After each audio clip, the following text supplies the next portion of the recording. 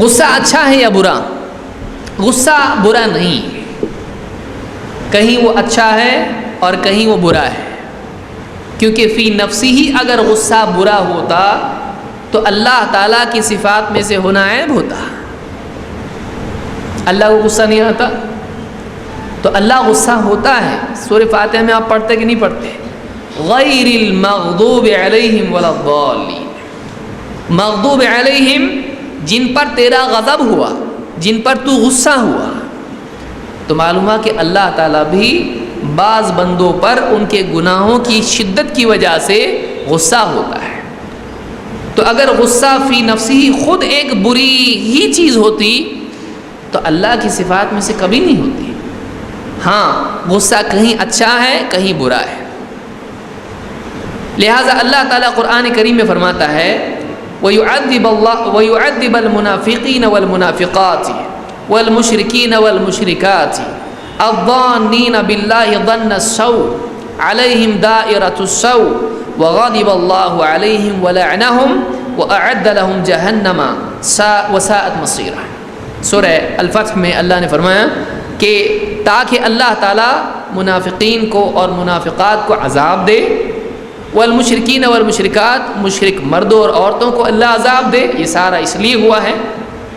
الظانین باللہ ظن السوء، وہ لوگ جو اللہ کے ساتھ ہمیشہ غلط ہی گمان رکھتے ہیں۔ علیہم دائرۃ السوء، اور برا نتیجہ انہی کے حق میں آنے والا ہے، انہی پر وقت برا پلٹے گا، برا پلٹنا انہی پر ہے۔ دائرۃ السوء یعنی برا انجام انہی کا ہوگا جو شرک اور نفاق اور کفر میں پڑے ہوئے ہیں۔ وغضب اللہ علیہم ولعنہم، اور اللہ تعالیٰ ان پر غصہ ہوا اور اللہ نے ان پر لعنت کی ہے۔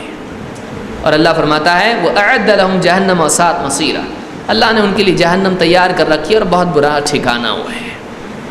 اس میں اللہ نے بتایا کہ اللہ مشرکین پر، منافقین پر اللہ تعالیٰ غصہ ہوتا ہے۔ تو غصہ کس کی صفات میں سے ہے؟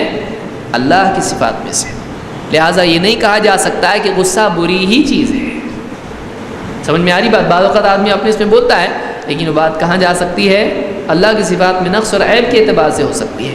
تو فی نفسی ہی غصہ برا نہیں ہے، ہاں کہیں وہ اچھا ہوتا ہے کہیں وہ برا ہوتا ہے۔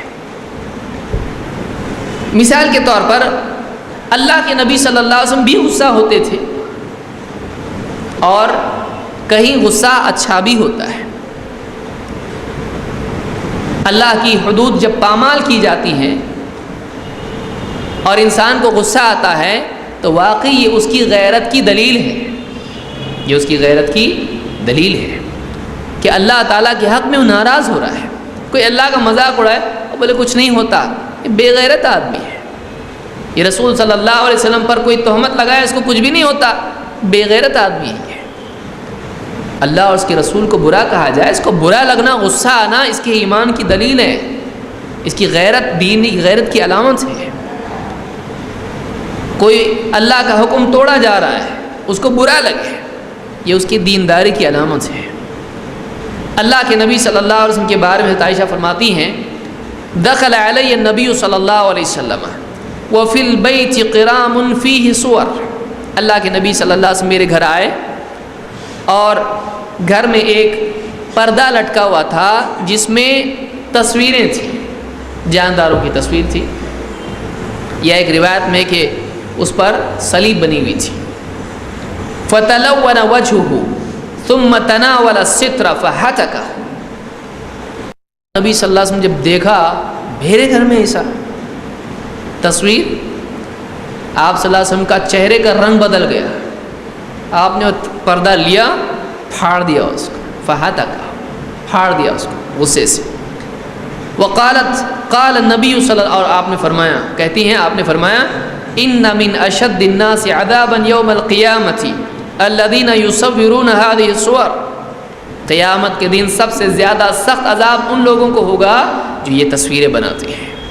یہ تصویر، پردے کے اوپر تصویر بنی، آپ نے اس کو، غصہ آیا آپ کو، پھاڑ دیا آپ نے اس کو۔ یہ کیا ہے؟ یہ غصہ ہے۔ کس چیز پر غصہ ہوا؟